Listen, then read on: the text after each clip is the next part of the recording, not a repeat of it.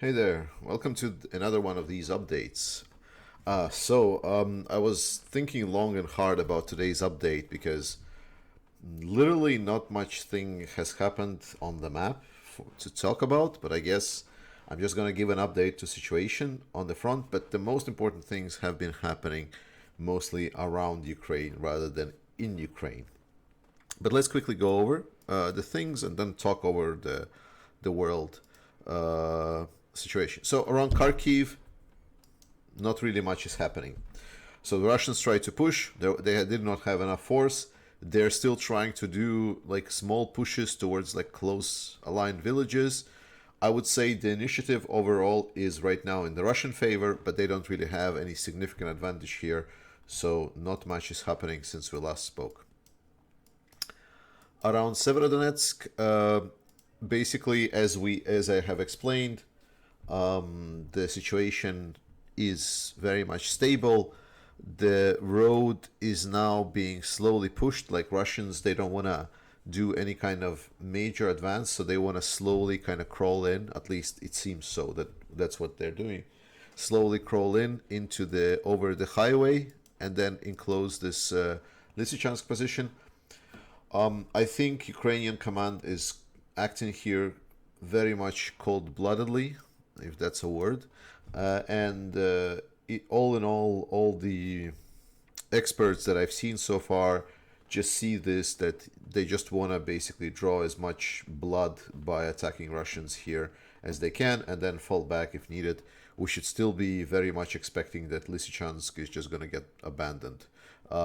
If it will not, and if Ukrainians will turn it around, well, good for them. But overall, the situation still looks that this is where Russia has still some kind of favor. The other fronts, not much else is happening.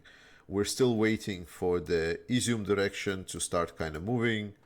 It still hasn't. The HIMARS and long-range artillery systems are working really hard on Ukrainian direction. There's actually a good way to show it. So on this deep state map that I'm using, there is actually now an option here at the lower bottom, and it shows the fires. So all the fires that are happening in Ukraine. And to be honest, by this situation right now, if you just go along the front line and you know where the front line kind of is, you can basically just see where the fighting is happening, right? The red fires means that the fire was there less than 6 hours ago. So, and the yellow one is more than 24 hours ago. So basically, you can see like all the artillery strikes deep inside the Russian controlled territory. So it's pretty neat. Obviously, it's also together with just regular fires, so take it obviously with a grain of salt. But all in all, you can just generally see where things are happening. You see especially how much fire is on both sides of this. So there is actually the fighting is extremely intense in this area.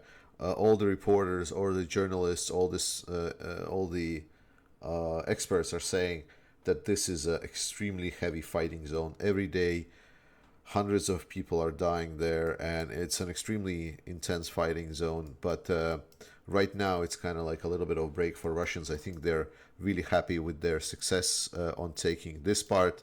So they are right now basically regrouping and trying to find another direction where they want to push. The rest, everyone is kind of regrouping. So all here, it's all pretty much regrouping with, obviously, we've seen all the news. Russia has activated a lot of missile strikes inside of Ukrainian territory. So they're literally doing like a big terror attack with massive missile strikes. So difference is what the difference of the missile strikes previously is previously they would just fire one or two missiles from the same direction. So like they would have missiles somewhere here, and then they would fire it somewhere into Ukraine. Now they've changed the tactics because Ukrainian anti-air systems got really good. So now they are firing more missiles at the same target, and they're firing it both from this direction, from ships from the Caspian Sea, from flights from Belarus, from flights from Russia. So, and they all can come by and just strike centers in Ukraine from all the different directions. So they're adapting. They're trying to make sure that they are hitting the targets that they get. But what Ukraine has reporting is that they're using mostly old Soviet rockets that has hundreds of meters deviation from the target. So they're hitting everything around the target and very often might not even hit the target that they're looking for. All in all, that's the situation in Ukraine. So let's now talk about what to expect. Well, we should definitely continue expecting Russia to push around this area, but overall, Russia is running out of steam. Like everyone is seeing it. There is now some new conditions that there has been like some preparations of getting a bigger army, and I think, but it's a while away. It's months away still. So the important stuff happened around Ukraine now. So first things first. Oh, sorry, my map doesn't go that far. But first things first is that NATO has agreed on a new strategy. Russia is now official adversary of the NATO and the biggest threat to the alliance. That means very big thing. That's a massive change for Ukraine, because that means that now all the alliance members are encouraged to support Ukraine in fight against the adversary, because before Russia was considered a partner on the official level. That is one thing. Then there was a lot of politicians coming out saying the support of Ukraine, and more importantly, there was a lot of joking around Putin and his image as a strong man. And it seems that finally the breaking point has been passed. It seems that the Western powers has finally realized that right now what is needed, and like, yes, this is also coming into rhetoric. More and more we just hear, yes, Russia should just lose this war militarily. We just need to arm Ukraine and they will do it for us, right? So that's pretty much the statements that everyone is making. And to get the tools how to Ukraine get it, I've actually did some my own, like, I wouldn't say research, but I did some digging through my own connections. So I called some people that I know that are working on the factories that are producing munitions from the country where I'm from. And they actually told me that they have been hiring a lot of new staff. They have been receiving a lot of very new orders, like double double purpose production, and also like weapon munitions and so on. And so I encourage you, if you want to be sure that Ukraine is going to get supported in the long term by the production and the power of capitalism that I've talked about in my longer video discussing why Ukraine will win this, and why the stupid argument that there is not enough firepower to Ukraine, is that this will get resolved by the power of capitalism, the power to make money. And right now this is being turned on. The production facilities are being turned on. So go out, find out the facilities that are producing either military munition and or they have like double purpose, some kind of double purpose production that is exporting to army.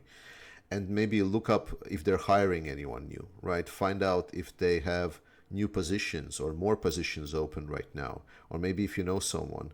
And that will give you a complete confirmation that the Western powers, both European production and the American production, is now being turned on to arm and deliver high quality, newly made weapon systems to Ukraine in very, very respectable quantities. So we will definitely see this war turn around. Russia is not really having a lot of strength left in it. The current force that they're having, don't get me wrong, they can still reinforce, and obviously Ukraine is also suffering casualties, and Ukraine is also kinda.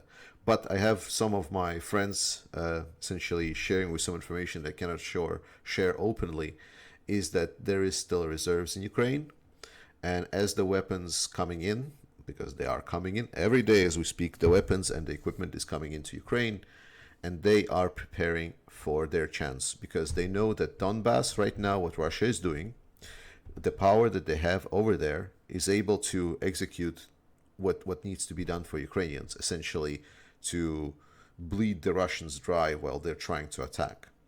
And once they're dry, then it would be a great opportunity to strike.